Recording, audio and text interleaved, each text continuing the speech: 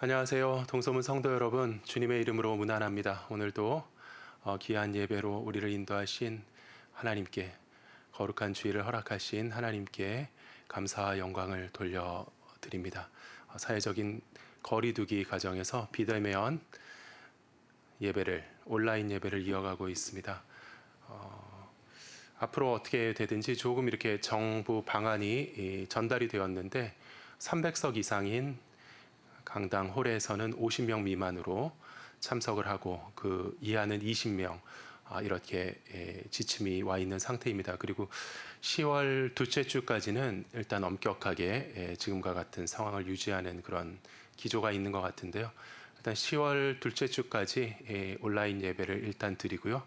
그리고 그 이후에 상황이 좋아지고 해제가 되면은 우리 대면 예배로 전환하기 원합니다. 그리고 특별한 일이 없다면 10월 11일 이후에 특별한 어떤 악재가 없으면은 우리 그 본당의 그 칸막이를 열고 300석을 만든 다음에 여기에서 사회적 거리두기하며 대면 예배를 드리고 50명 넘게 만약 오시면은 저쪽 다른 아동센터와 식당에서 또 예배드리는 그런 준비를 좀 해보려고 합니다.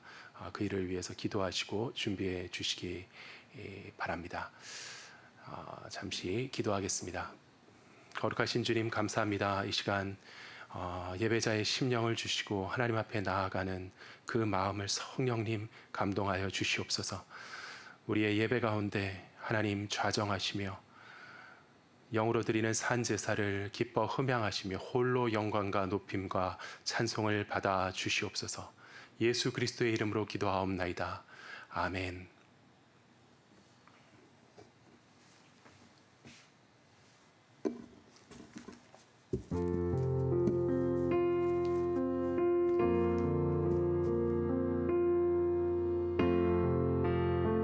찬양받기에 합당하신 하나님, 오늘 우리 예배 가운데 좌정하시고 주의 깊은 뜻을 알게 하시며 우리의 입술과 중심을 열어 하나님을 찬양하고 예배하는 시간 되게 하여 주시옵소서.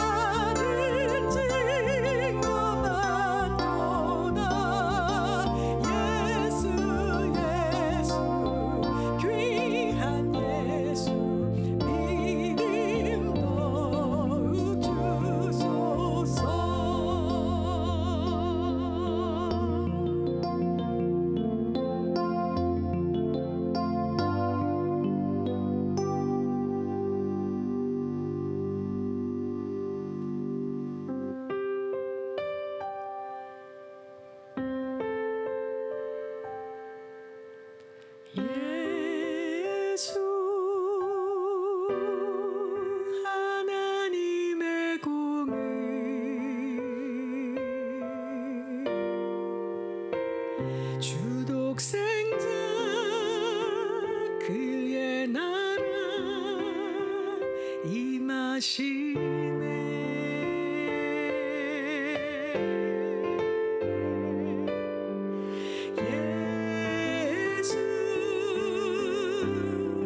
제물이 되신 주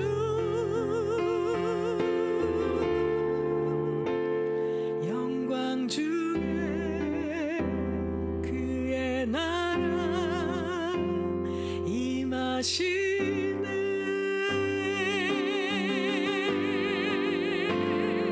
주의 나라 영원하며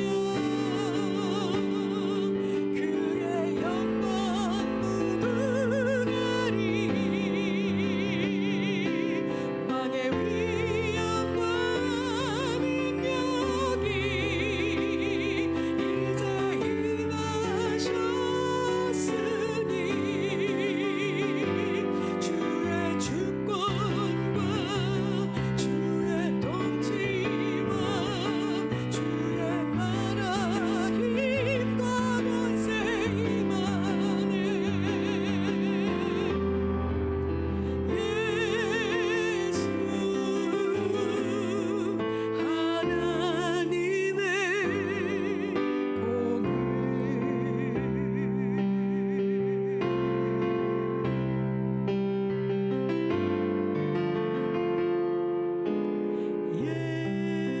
예수 하나님의 사랑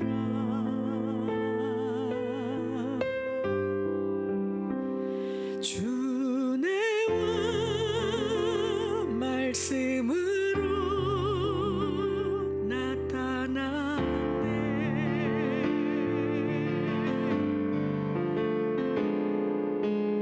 예수 거룩한 하나님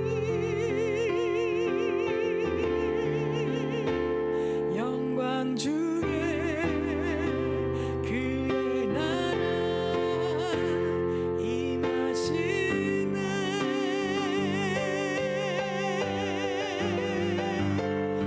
그의 나라 영원하며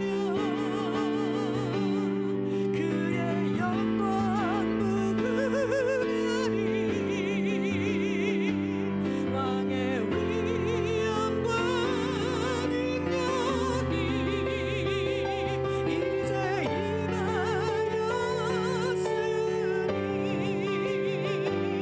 그의 주권과 그의 통치와 그의 나라 힘과 권세 임하네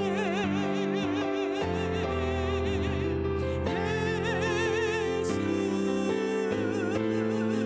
하나님의 공을 주의 주권과 주의 주권과 주의 통치와 주의 나라 힘과 권세 임하네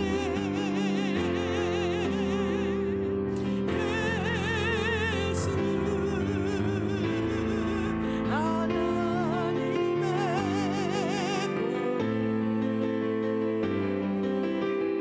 예수 예수 하나님의 공의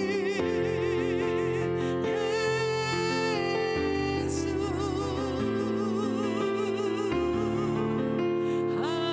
하나님의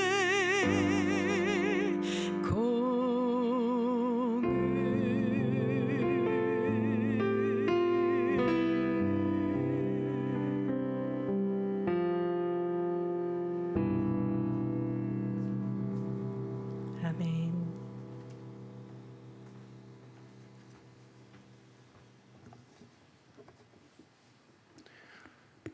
기도하겠습니다. 거룩하신 사랑의 주님 감사합니다. 우리를 주님께 예배자로 불러주실 때에 빈손 들고 오지 아니하고 만유의 주인이신 창조주 하나님께 기쁨과 정성으로 봉헌할 수 있는 놀라운 은혜와 특권을 허락하여 주시니 감사합니다. 믿음으로 결단하며 먼저 그의 나라와 의를 구하며 봉헌하고 헌신하는 사랑하는 주의 성도들에게 주님 축복하시되 사랑하는 자여 내 영혼이 잘됨 같이 범사가 잘되고 강건케 되기를 간구하노라 하신 하나님의 축복이 넘치도록 임하며 증거되는 승리의 삶 되게 부어 주시옵소서.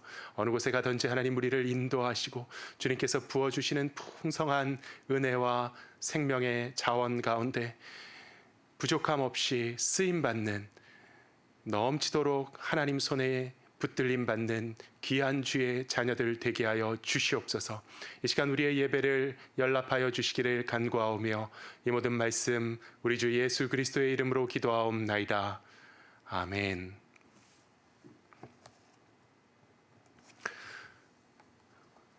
오늘 성경 본문은 신약 성경 빌립보서 2장 1절로 13절 말씀입니다. 그러므로 그리스도 안에 무슨 권면이나 사랑의 무슨 위로나 성령의 무슨 교제나 긍휼이나 자비가 있거든 마음을 같이하여 같은 사랑을 가지고 뜻을 합하며 한 마음을 품어 아무 일에든지 다툼이나 허영으로 하지 말고 오직 겸손한 마음으로 각각 자기보다 남을 낮게 여기고 각각 자기 일을 돌볼 뿐더러 또한 각각 다른 사람들의 일을 돌보아 나의 기쁨을 충만하게 하라. 너희 안에 이 마음을 품으라. 곧 그리스도 예수의 마음이니 그는 근본 하나님의 본체시나 하나님과 동등됨을 취할 것으로 여기지 아니하시고 오히려 자기를 비워 종의 형체를 가지사 사람들과 같이 되셨고 사람의 모양으로 나타나사 자기를 낮추시고 죽기까지 복종하셨으니 곧 십자가에 죽으심이라. 이러므로 하나님이 그를 지극히 높여 모든 이름 위에 뛰어난 이름을 주사 하늘에 있는 자들과 땅에 있는 자들과 땅 아래에 있는 자들로 모든 무릎을 예수의 이름에 꿇게 하시고 모든 입으로 예수 그리스도를 주라 시인하여 하나님 아버지께 영광을 돌리게 하셨느니라. 그러므로 나의 사랑하는 자들아 너희가 나 있을 때뿐 아니라 더욱 지금 나 없을 때에도 항상 복종하여 두렵고 떨림으로 너희 구원을 이루라. 너희 안에서 행하시는 이는 하나님이시니 자기의 기쁘신 뜻을 위하여 너희에게 소원을 두고 행하게 하시나니. 아멘. 본받을 그리스도의 마음이라는 제목으로 말씀을 증거하기 원합니다. 잠시 또 기도하겠습니다. 사랑해 주님 감사합니다. 이 시간 말씀을 열어주시고 주님의 진리 가운데 우리의 심령이 자유케 되고 믿음으로 결단하고 변화되고 능력받는 귀한 이 시간 되게 인도하여 주시옵소서. 예수 그리스도의 이름으로 기도하옵나이다. 아멘. 5절에 보면은 너희 안에 이 마음을 품으라. 곧 그리스도 예수의 마음이니. 이 구절이 이 본문의 교훈을 우리에게 알려주죠. 원문을 좀 더 그대로 번역을 해보면은요, 너희는 그리스도 예수 안에도 있었던 이것을 너희 안에 생각으로 품으라. 이렇게도 번역이 가능합니다. 너희는 이것을 너희 안에 생각하되 그 생각은 그리스도 예수 안에도 있었던 것. 그리스도 예수 안에도 있었던 생각인 것이다. 그의 마음에 어떤 생각을 품으셨는가 그것을 알고 그것을 본받으라는 말씀입니다. 그의 생각 그것은 무엇이었을까요? 6절에 보면은 그 답이 나옵니다. 그는 근본 하나님의 본체시나 하나님과 동등됨을 취할 것으로 여기지 아니하시고 이것이 바로 그리스도의 마음, 그리스도의 생각이 되겠습니다. 이것이 바로 그리스도께서 마음에 품으셨던 생각입니다. 그는 근본 하나님의 본체시나 그분은 아버지의 아들이죠. 아버지 하나님의 본질을 고스란히 갖고 계신 완전하신 하나님의 아들이십니다. 나는 내 아버지의 아들이며 나의 본질은 그러므로 아버지와 동일하다. 이것이 예수님께서 확실히 하셨던 진리이죠. 그런데 그러한 예수님께서, 그러한 그리스도께서 어떤 생각을 품으셨냐 하면은, 하지만 아버지와 동등됨은 내가 취할 것이 아니야 라고 하는 생각을 품으셨다는 것이죠. 스스로 완전한 하나님이시지만 그 동등한 대우를 나는 포기하겠다라는 생각을 품으셨다는 것입니다. 이것이 바로 그리스도의 마음입니다. 한마디로 하자면 겸손, 겸비, 순종, 복종, 자기의 부인, 그리고 본문의 표현을 빌자면 자기를 비우심이라는 등등의 단어들로 요약될 수 있습니다. 이것이 바로 바울 사도가 말씀하시는 그리스도의 마음이며 그 마음을 본받으라고 우리에게 명령이 주어지고 있는 것입니다. 왜 이 겸손과 자기 부인의 마음의 태도가 강조되고 있습니까? 그것은 바로 문맥을 보면은 교회의 연합을 위해서 그렇다는 것을 우리가 알 수 있습니다. 1절에 그러므로 그리스도 안에 무슨 권면이나 사랑의 무슨 위로나 성령의 무슨 교제나 긍휼이나 자비가 있거든. 2절에 마음을 같이하여 같은 사랑을 가지고 뜻을 합하여 한 마음을 품어. 이렇게 말씀이 이어지고 있죠.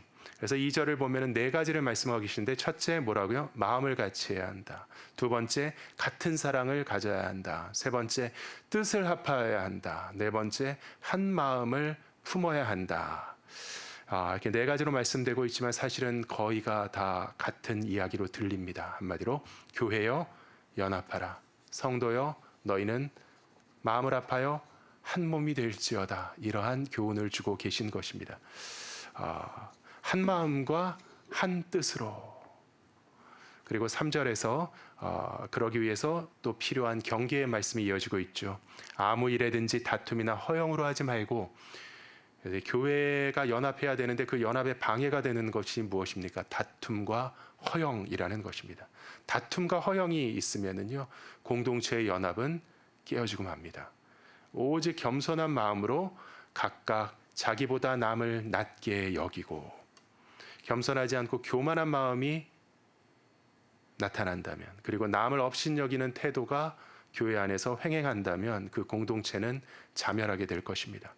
그래서 어떤 이권이 있는 그런 공동체라면, 이익이 걸려 있는 공동체라면 좀 그러한 꼴을 보고도 서로 참으면서 끌고 갈 수 있을지 모르지만, 그 성원들의 교류와 교감이 핵심이 되는 1차적인 공동체의 경우에는 허영과 교만이 틈탄다면, 그리고 교만과 이기심이 틈탄다면 그 공동체는 쉽게 파열되고 붕괴되기 마련인 것입니다.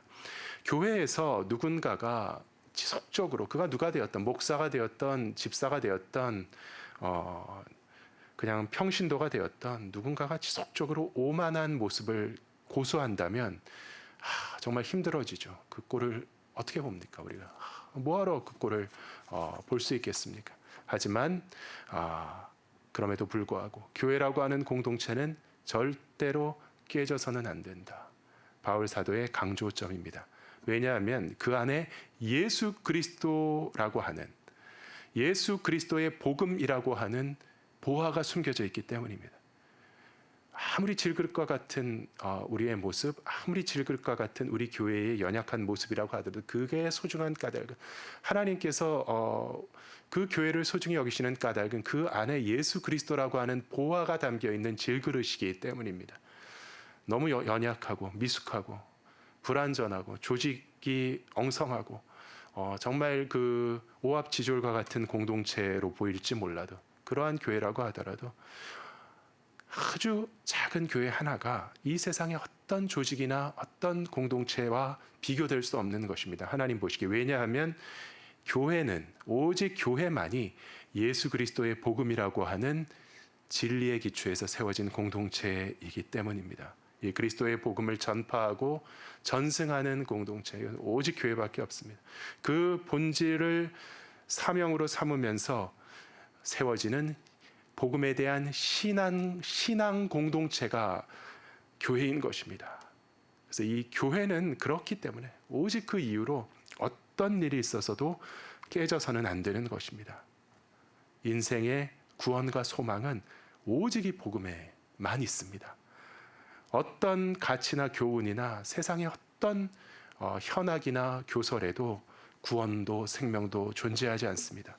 어떤 모임에 가서 어떤 활동을 하더라도 그곳에서 죄인이 하나님을 깨닫고 회개할 빌미는 없습니다. 오직 예수 그리스도의 십자가와 부활의 복음에만 인생이 회개하고 돌이키며 하나님의 사랑에 결박되어서 그분께 자복하고 순종하는 거듭난 삶을 새롭게 시작할 수 있는 기회와 가능성이 존재하는 것입니다.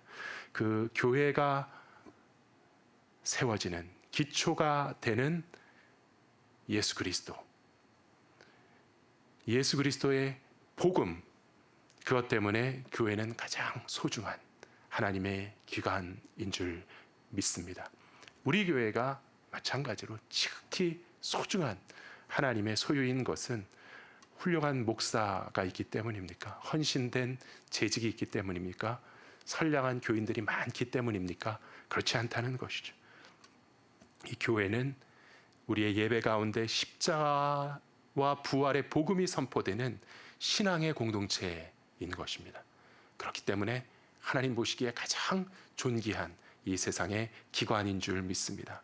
그러므로 우리가 첫 번째로 그리스도인으로서 노력해야 하는 것은 교회를 세우고 교회를 일구고 교회를 성장시키며 교회를 굳건하게 지키는 것입니다.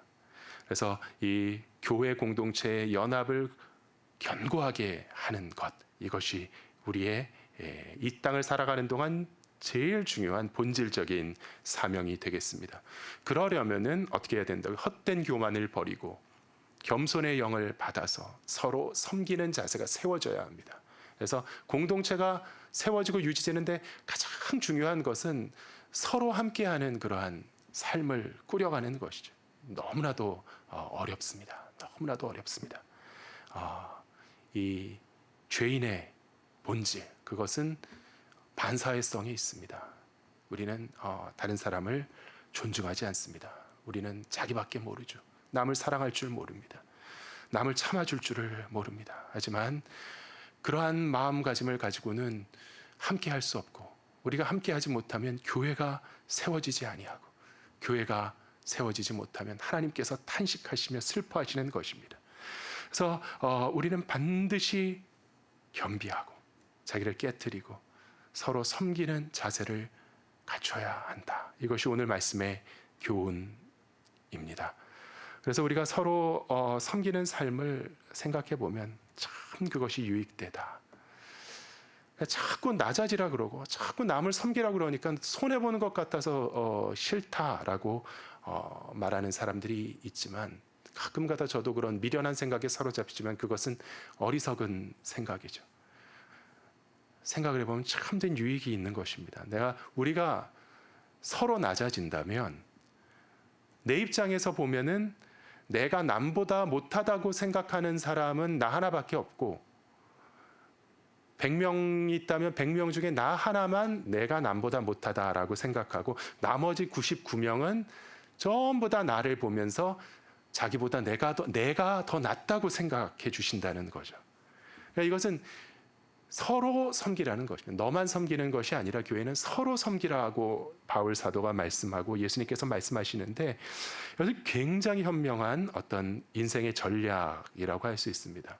나보다 남을 낫게 여기며 섬기는 전략, 그것을 온 공동체가 서로 함께 실천한다면 정말 놀라운 유익이 있는 그 유익의 보고와 같은 아름다운 사랑의 공동체가 세워지는 것이죠.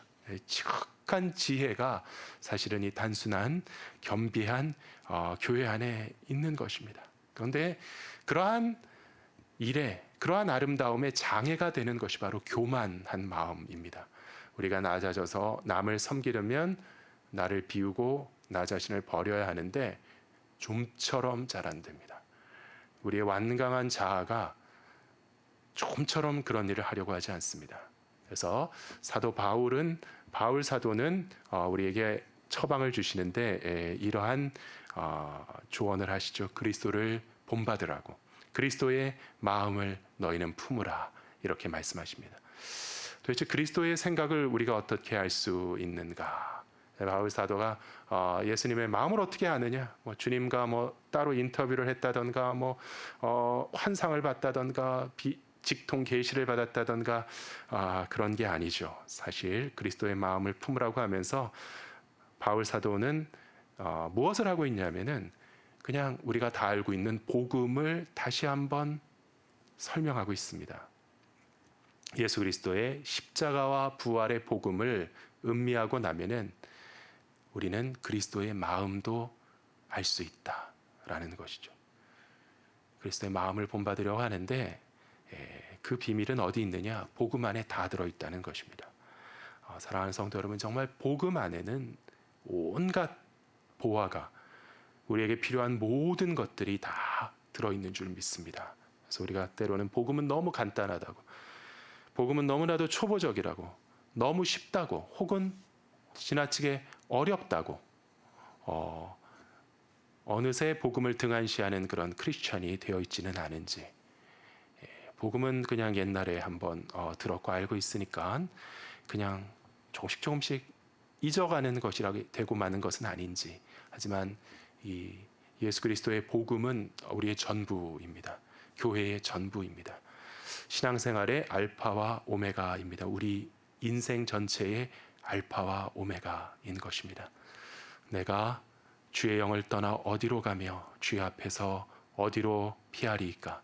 내가 하늘에 올라갈지라도 거기 계시며 수월에 내 자리를 펼지라도 거기 계시니이다. 내가 새벽 날개를 치며 바다 끝에 가서 거주할지라도 거기서도 주의 손이 나를 인도하시며 주의 오른손이 나를 붙드시리이다. 이 세상 어디에 가면은 정말 더 이상은 예수 그리스도의 복음이 소용이 없는 그런 공간이 존재할지 모른다라는 것은 착각입니다. 우리는 그러한 착각을 버려야 합니다. 우리가 부당한 대우를 당하는 직장에서나 어떤 사회의 모순을 직면하는 현장에서나 어려움을 겪고 있는 가정에서나 어디에서나 어떤 상황에서나 우리의 해결책은 다른 곳에 있는 것이 아니라 예수 그리스도의 십자가 부활의 복음에 있는 줄 믿습니다. 십자가와 부활의 복음이 우리의 모든 생각과 행동의 근거이며 표준이 되어야 하는 줄 믿습니다. 우리의 모든 방법과 수단과 능력과 보화가 이 복음에, 오직 이 복음에 있는 줄 믿습니다. 그러므로 이 복음 안에서 사도 바울은 그리스도의 마음을 발견하고 그 마음을 너희는 본받으라고 말씀하시는데, 그에 대한 내용, 이 본문은 세 부분으로 크게 나누어져 있죠. 첫째 문단은 그리스도의 마음이 무엇인가에 대한 답을 줍니다.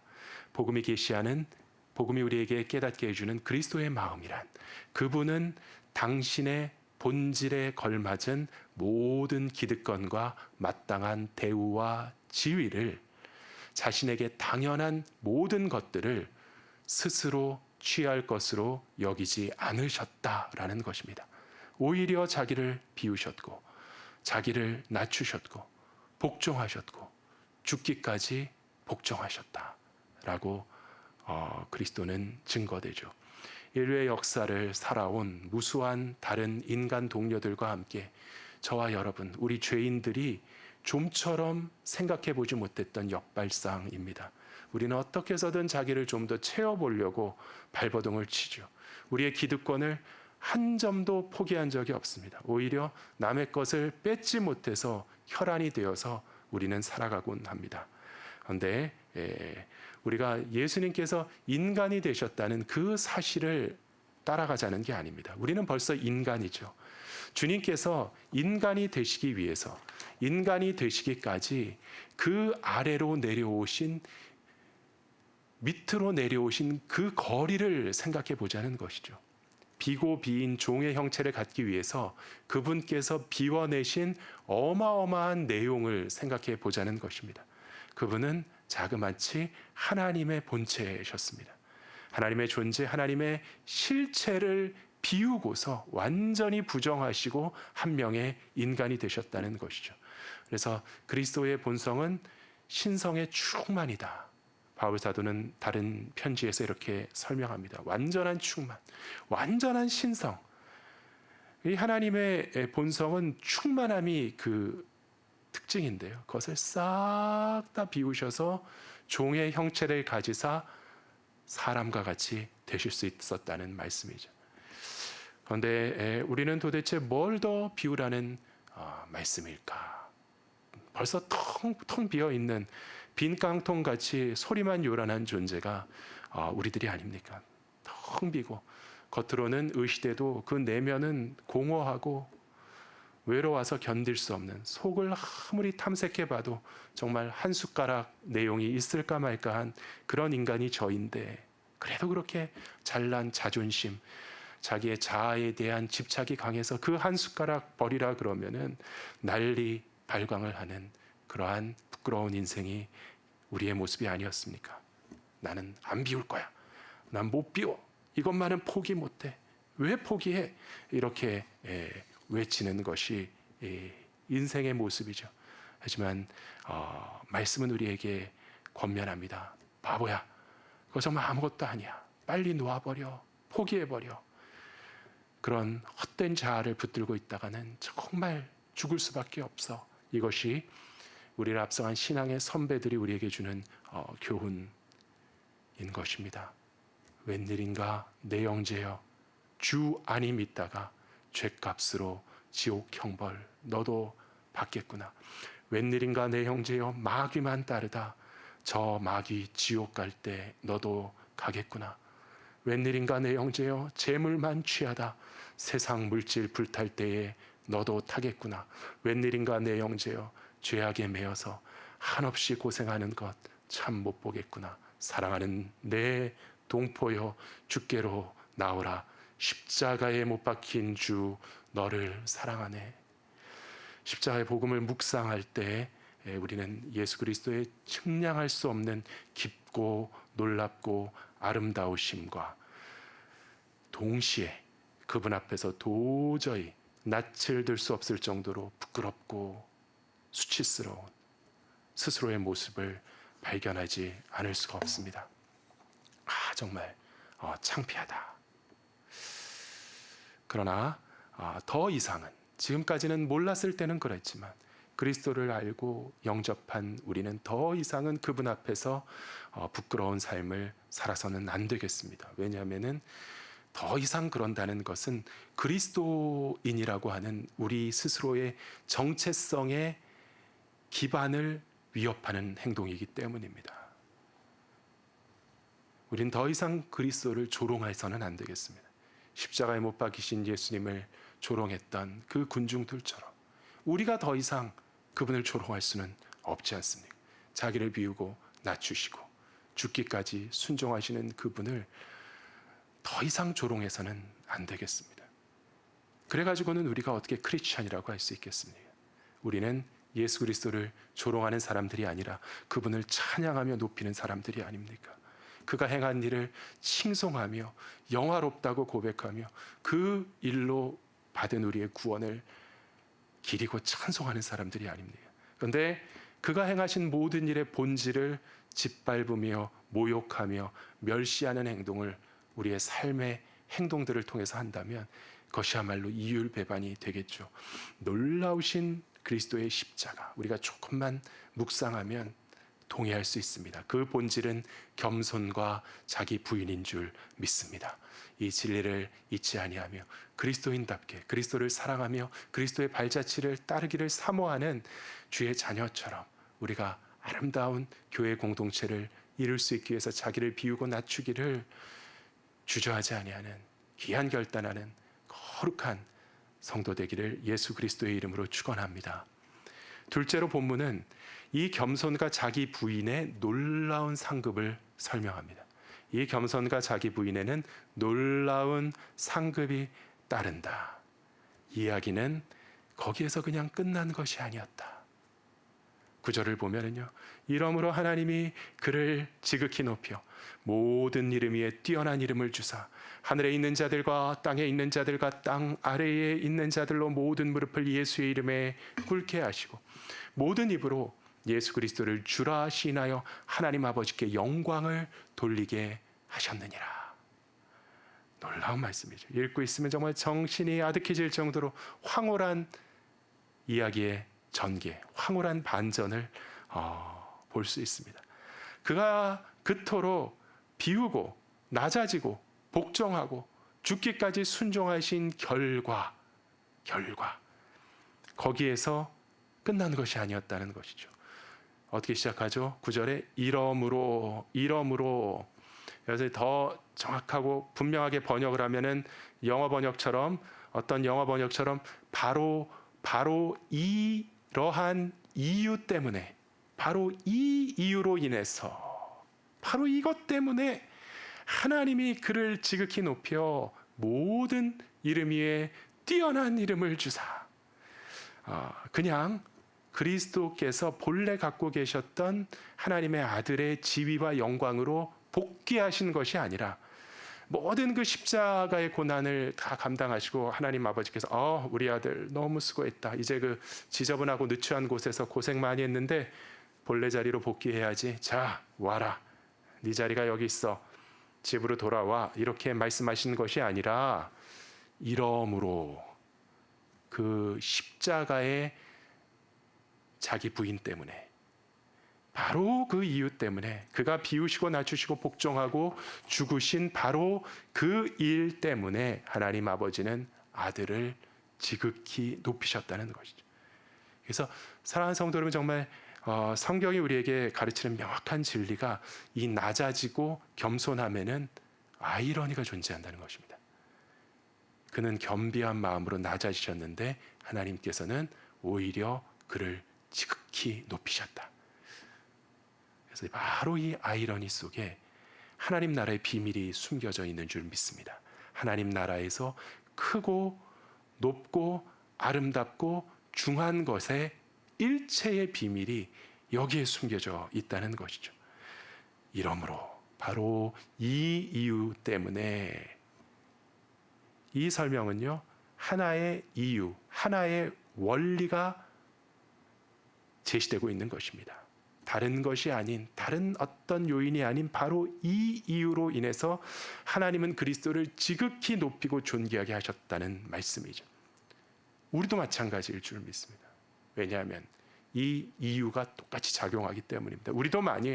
저도 만일 제가 스스로를 비우고 낮추고 겸비하여서 하나님의 영광을 위해서 죽기까지 순종한다면 하나님께서는 거기에 상응하게 저를 높여주실 거라는 말씀이죠.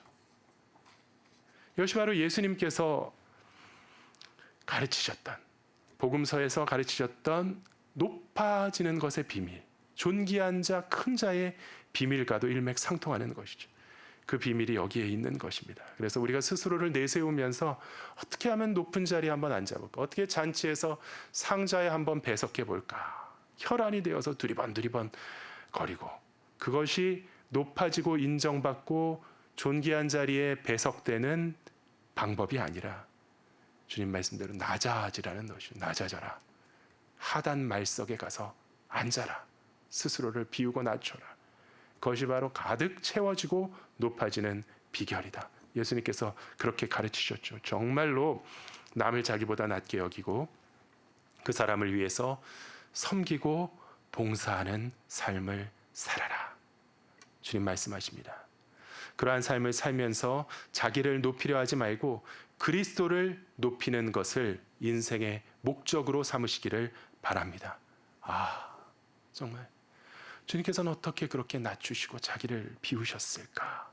나는 정말 이만큼 섬기는 일을 감당하는 것도 이렇게 힘들고 혹독한데, 주님, 우리가 예수님 본받으려고 섬기는 삶을 살고 결단할 때 힘들고 어려울 때마다 더욱더 주님이 떠오르는 것이죠.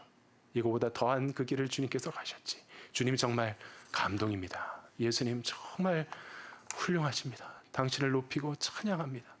당신을 사랑하지 않을 수 없습니다. 그냥 말로만 들어서도 사랑했는데, 은혜와 축복을 받을 때 그 좋은 것들로 사랑했는데, 내가 정말 주님을 본받으려고 한번 살아보고 한번 해보니까 이 일이 이렇게 어렵다는 것을 깨달을 때 주님을 높이지 않을 수 없습니다. 주님을 사랑하지 않을 수 없습니다. 다른 사람이 만일 여러분의 선행을 칭찬한다면 크게 외치십시오. 주님께서 하신 일입니다. 주님께 영광 돌려드립니다. 여러분, 예수님 믿으세요.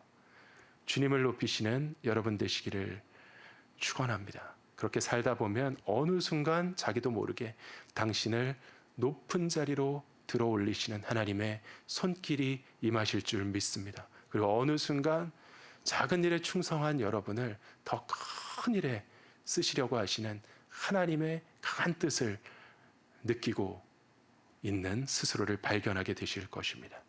그래서 상급이 존재한다. 하나님의 상급이 존재한다.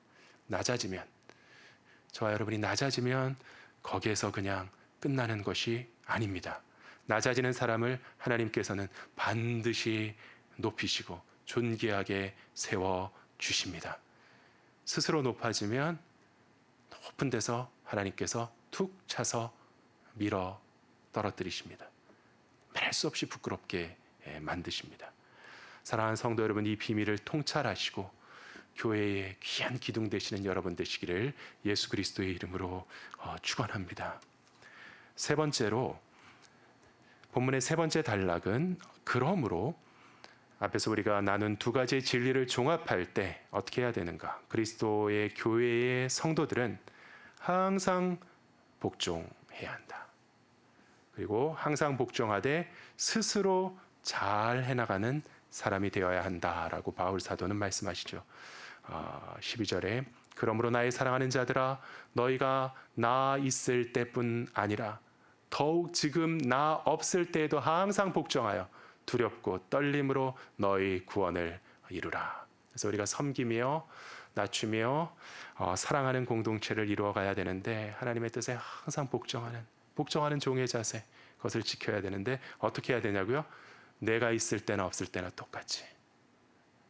바울 사도가 있을 때는 잘하고, 내가 감옥 가서 너희들을 못 보니까 너희들이 좀 소홀해지면 안 되지, 이런 말씀을 하는 것이죠.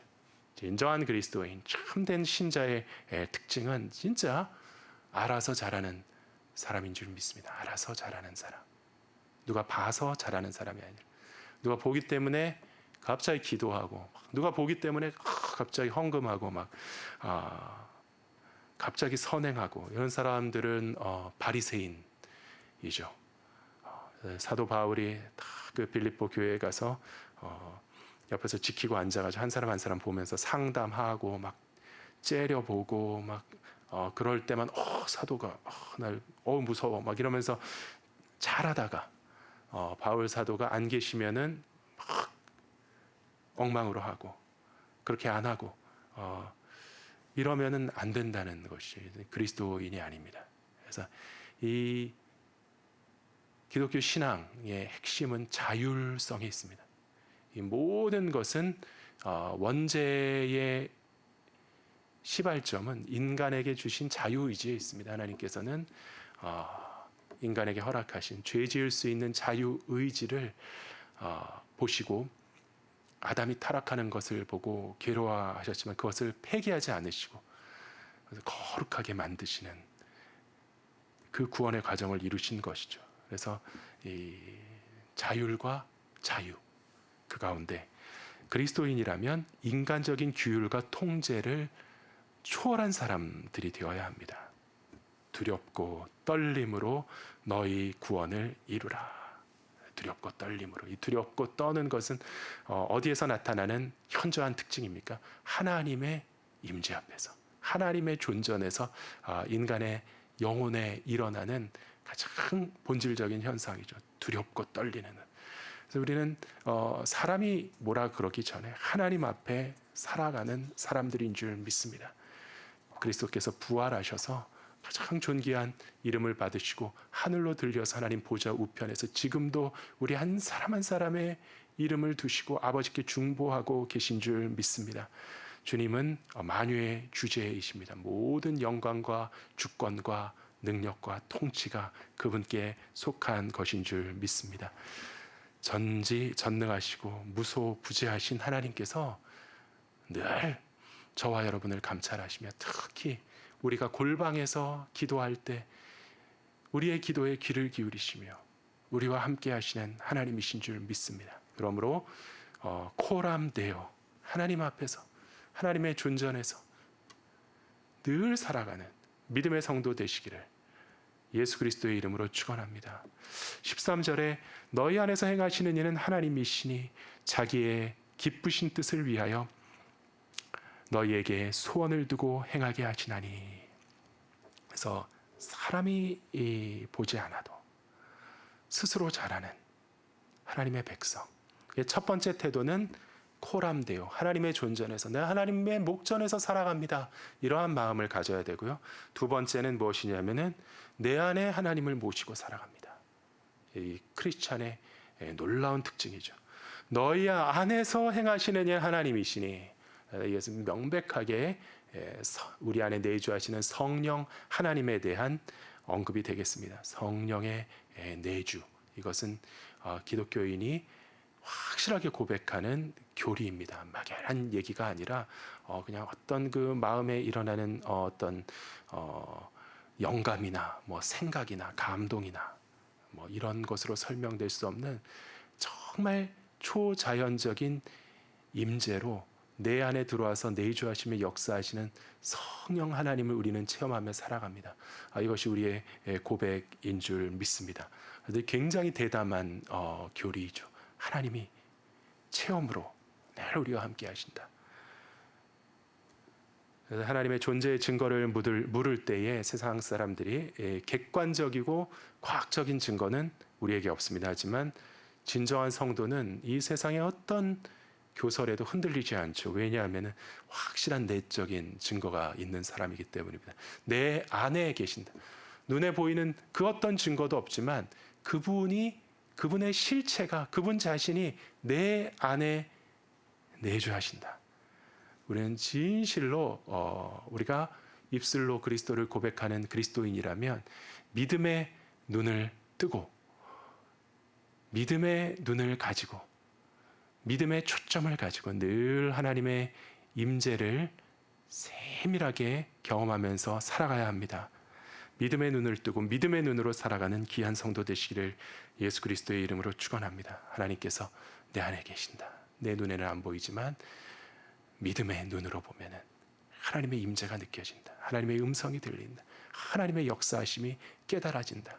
하나님께서 주시는 지혜와 명철이 나를 주장하신다. 믿음의 눈으로 눈을 뜨고 믿음의 눈으로 살아가시는 귀한 성도 되시기를 예수 그리스도의 이름으로 축원합니다.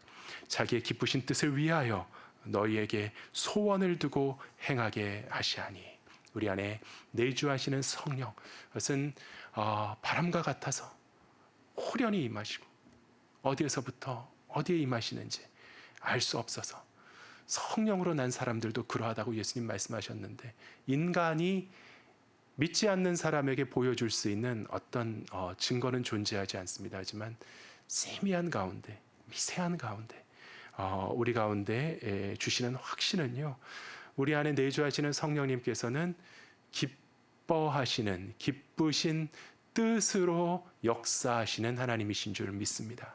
왠지 이 성령님은 항상 기뻐하시면서 열정과 의욕이 많으신 분이십니다. 기쁨이 가득한 분이시죠. 비전과 소망을 가지고 사랑의 뜻을 가지고 무한히 기뻐하시는 가운데 그분의 뜻과 계획과 목적을 딱 정하시고 우리를 통해서 역사하시는 하나님이십니다. 그때 성령의 증거는 무엇이냐?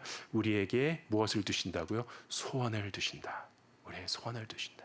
하나님께서 그 마음에 주시는 소원, 거룩한 갈망, 이것이 말씀이 우리에게 가르치는 아주 중요한 신앙의 증거입니다. 내 안에 거룩한 갈망이 일어나는, 옛날에는 없던, 전혀 세상에서 꿈꾸지 못했던, 상상조차 하지 못했던 그런 종류의 소원이 내 안에서 일어나지는 않으십니까? 이것이 바로 성령께서 지금 당신 안에 역사하신다는 강력한 증거인 줄 깨달으시기를 예수 그리스도의 이름으로 축원합니다. 그래서 사랑하는 성도들, 하나님의 자녀들은요, 거룩한 갈망이 마음속에 일어나야 됩니다. 성령이 역사하실 때 사랑의 갈망이 일어나고, 봉사하고자 하는 소원이 일어나고, 아픈 영혼을 볼 때 위로하고자 하는 사랑의 갈망이 일어나고, 지친 형제들을 볼 때 격려하고자 하는 갈망이 일어나고, 옛날에는 아주 냉혹한 마음밖에 없었던 내가 긍휼과 자비의 갈망이 일어나고, 거룩한 하나님 주시는 마음, 하나님께서 주시는 갈망이 가득한 여러분 되시기를 예수 그리스도의 이름으로 축원합니다. 그러한 갈망이 발견되고 있습니까? 그러한 소원이 여러분 안에 지금 있습니까? 오 주여, 믿음의 눈을 뜨고 마음의 모든 것들을 비우고 그리스도를 본받을 때 하나님의 소원으로 우리를 가득 채워 주시옵소서. 기도하시는 한 주 되시기를 간절히 축원합니다. 거룩하신 사랑의 주님, 감사합니다. 예수 그리스도를 본받아 나를 비우고 죽기까지 순종할 수 있는 은혜의 갈망을 허락하여 주시옵소서. 이제는 우리 주 예수 그리스도의 은혜와 아버지의 무한하신 사랑과 성령의 교통하심이 지금 각처에서 하나님의 은혜로 영으로 주님께 나아가며 이 예배에 동참하고 있는 모든 사랑하는 주의 자녀들의 머리 위에 이제와 영원토록 함께 있기를 간절히 축원하옵나이다. 아멘.